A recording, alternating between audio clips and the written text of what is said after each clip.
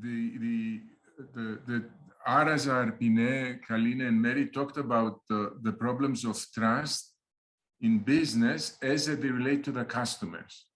But issues of trust in business have to do also with how we relate within the business, employees and colleagues at work.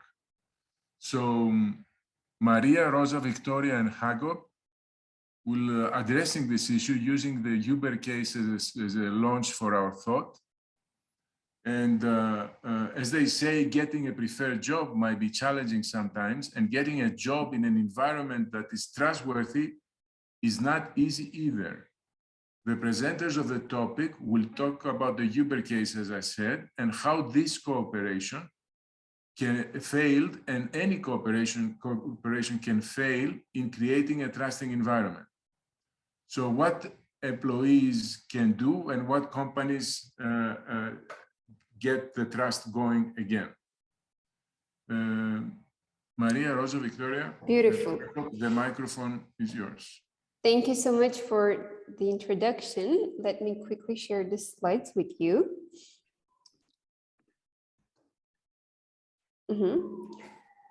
Can you see my screen? Yes. Okay, perfect.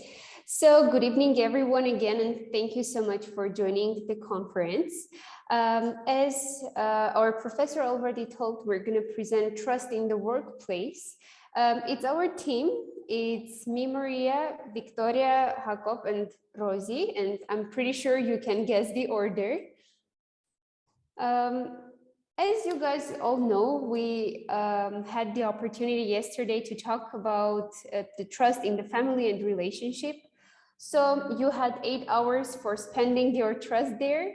You sleep for 8 hours and you work for 8 hours. So if we manage to solve the trust issues in the workplace, then you're going to have 1/3 of your life living without any trust issues. So for this reason, we're going to do a quick introduction to what are some issues that we face connected with trust in the workplace. What is the Uber story, and what are the consequences that it led to the huge company as Uber and generally for all the workplaces? We will give some recommendations how to build trust for the company, and what are some recommendations that Uber could also use for the future, how to implement those recommendations, and what are some takeaway messages that you can get after watching this presentation. So Rosie, please, the floor is yours. Right, thanks Maria for the introduction. So as Maria has already mentioned, most adults who have a job spend 33.3% of their day, and then consequently the same percentage of their entire lives at their workplace. And so they need to work in a trustworthy and healthy environment. So having good relationships with colleagues and managers can lead to significant improvements in employees' quality of work and life, and a balanced and respectful environment is therefore of crucial importance. So to build and maintain such an environment and relationships that are essential for productive and creative work, one needs to develop and maintain trust. And lack or complete absence of the latter will inevitably disturb healthy relationships both within and outside of the organization. So according to the Edelman research in the previous slide, a survey, if you could go one slide before, a survey done in 28 countries, only 1 in 3 employees, 1 in 3 employees does not trust their employer. So moreover, based on the same research, trust decreases from top positions to the lowest. So employees trust their peers more than they trust the CEO or upper level executives. But trust should be the foundation for building a solid organizational culture. So therefore, building trust should start with the leaders and managers. Lack of trust can lead to demoralized environment, and that can reduce productivity and cause stress and eventually burnout employees. And employee burnout is often followed by employee turnover. And according to an 𝐓𝐡𝐞 research, burnout employees are 2 times more likely to leave their current employer. Moreover, according to Harvard Business Review, disengagement of employees causes United States companies approximately $500 billion annually. And according to the same research, a 50% higher employee productivity can be maintained if the workplaces are highly trusted, and then 106% more energy at work and 13% fewer sick days. So the lack of trustworthy and healthy work environment can cause many other adverse consequences and risk the business's reputation in the eyes of both employees and customers. And they can range from even from discrimination to sexual harassment of female employees, about which we will talk in more detail in the next slides. More specifically, we will be discovering the Uber case. Thanks. So, according to the blog post reflecting on one very, very strange year at Uber, the story starts with Susan Fowler, who joined Uber back in November 2015. On her first official day, rotating on the team, her new manager sent her messages over company chat, offering her sex, and she immediately took screenshots of the messages and reported him to Human Resources. Human Resources told her that this was his first offense, so they can't do anything. After a few months, she got to know other women, and they told her the exact same thing happened to them. So this was no first offense for any of the managers. But again, the Human Resources did nothing. But there were other problems other than discrimination going on in the Uber workplace. Like every manager was after their direct supervisor's job, and they would boast about it.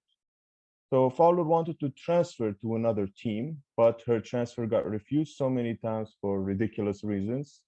Eventually, her manager said that the number of women in Uber have become 6%, and that keeping her in his team makes him look good to the board members. So she quit.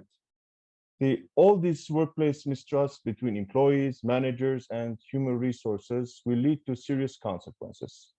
One, it can hurt the employees' careers, making it hard for them to find future jobs. In February 2017, a day after Fowler's blog post got published, an internal probe resulted in the firing of more than 20 employees, including some senior executives, following company-wide sexual harassment probe. In today's world, scandals are everywhere on social media, so they can scare off current and future investors. In 2017, Uber was under fire from 2 of its investors, who were blasting the company for hiring insiders to investigate its toxic and destructive corporate culture following sexism charges. 3, sexual harassment lawsuits damages the company financially. Uber had to pay $4.4 million to settle EEOC sexual harassment and retaliation probe in 2018. 4, scandals hurt the company's market shares and make their biggest rival seem like a better alternative. Uber lost market shares to Lyft after a year of scandal. According to USA Today, these are the statistics. Another consequence is it damages the public image and reputation of the company and obviously drives customers away. According to a survey done by USA Today, some customers vowed to turn their back on Uber after a string of revelations about unethical practices and workplace harassment. And finally, of course, other rival companies, if they're smart, will seize the opportunity to attract the damaged company's customers. Now, Maria will tell the recommendations. Thank you, 𝐓𝐡𝐞 So, as you see, one of the actions that had already been taken by Uber is that they hired Eric Holder, this guy in the middle of the slide, as you can see. He's not just a good manager, he has actually been an attorney general under President Obama. So he is not just trusted by his managers, but also by the leader of the country. So gaining the trust from the managers, he first fired more than 20 employees. He came up with a new motto, as you can see here. It is, we do the right thing, period. And he also tried to share the corporate culture within the employees. They started wearing Uber t-shirts, following the motto, etc. So all of these changes brought to better communication between employees, the colleagues. They won the trust of their clients and of course created a better environment for all the employees.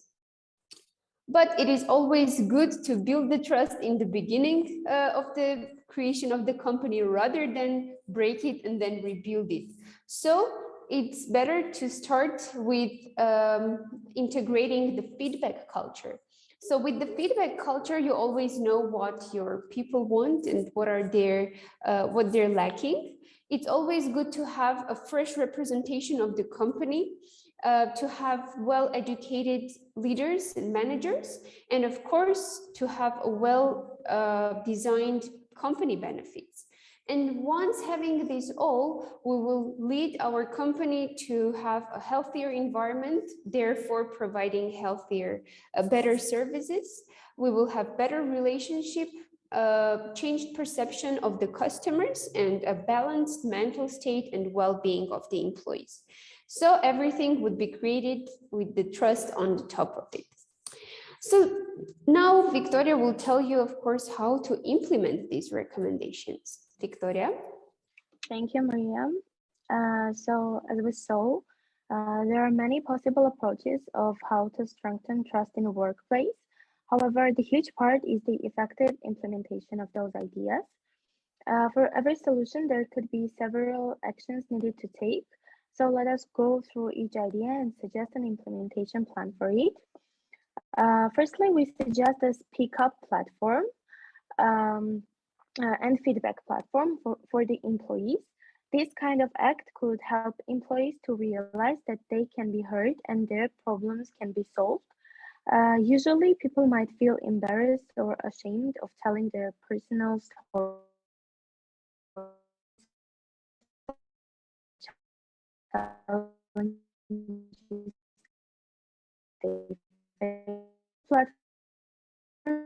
Anonymous. Yeah, the office manager or HR department can read them and understand the existing issues in the workplace. The other platform can be a Vault platform. This is an application that enables employees to report incidents to an organization, and it also provides anonymity. This platform creates a safe working environment and trustworthy relationships between employees and managers, as they can always share their issues without being identified. Airbnb, Lemonade, CDCF Foundation, and other major companies have already implemented this platform and recorded major improvements in their trust building process. This would also be a great step for Uber to take to overcome the trust issues between their employees. The second idea for strengthening trust is rebranding the company. Maria Jan, can you please? Okay, thank you.